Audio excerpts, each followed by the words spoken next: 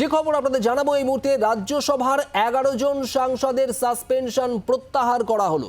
স্বাধিকার রক্ষা কমিটির সিদ্ধান্তে দোষী সাব্যস্ত বিশেষ অধিকার প্রয়োগে সাসপেনশন প্রত্যাহার করা হলো এই 11 জন সাংসদের। আর এই সাসপেনশন প্রত্যাহার করলেন রাজ্যসভার চেয়ারম্যান জগদীপ ধনখড়।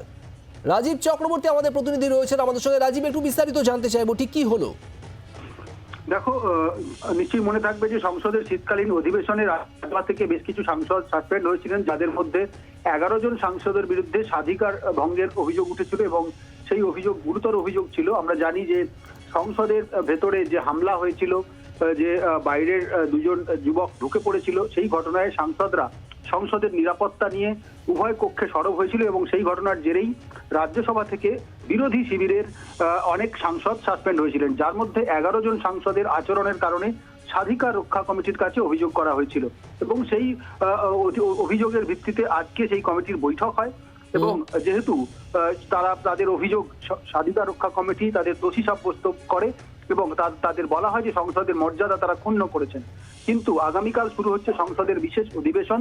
যে অধিবেশনের শুরুতে, যেহেতু বাজেট অধিবেশন, শুরুতেই সকাল 11টায় রাষ্ট্রপতি দ্রৌপদী মুর্মু তিনি উভয় কক্ষের সদস্যদের সামনে ভাষণ দেবেন।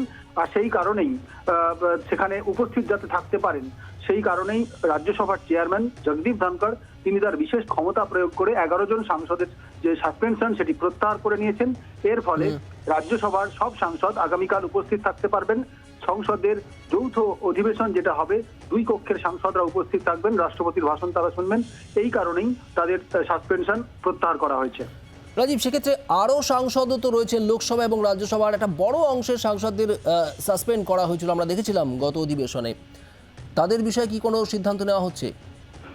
না, দেখো, যেমনটা আমি বললাম যে লোকসভা এবং রাজ্যসভার শতাধিক সাংসদদের সাসপেন্ড করা হয়েছিল, কিন্তু সেই সাসপেনশন ছিল সংসদের সেই চলতি অধিবেশন পর্যন্ত, অর্থাৎ অধিবেশন শেষ হয়ে গিয়েছে, তাদের সাসপেনশনের মেয়াদও কিন্তু শেষ হয়ে গিয়েছে। কিন্তু এই 11 জন সাংসদের বিরুদ্ধে অভিযোগ গিয়েছিল স্বাধিকার রক্ষা কমিটির কাছে। তারা তাদের স্বাধিকার ভঙ্গ করেছেন এবং সংসদের মর্যাদা ক্ষুণ্ণ করেছেন।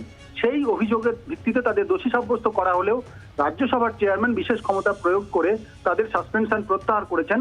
এর ফলে আর কোনো সাংসদ কিন্তু সাসপেন্ডেড রইলেন না। বাংলার আওয়াজ, বাঙালির আবেগ, জি 24 ঘন্টা।